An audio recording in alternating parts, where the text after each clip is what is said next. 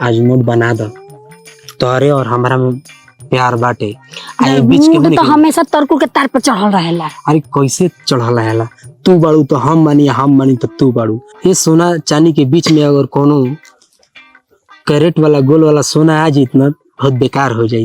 और जितना ये ओवर रिएक्ट होता ना, दीदिया देख ली तरह का चम्मड़ वाला दी। अरे कुछ ना देखी तुम ना, जानी तब ना, तू ही हमार धन हो, सब कुछ हो का। तुझे ना देखूं तो चैन मुझे आता नहीं, एक तेरे सिवा कोई और दूजा भाता नहीं है।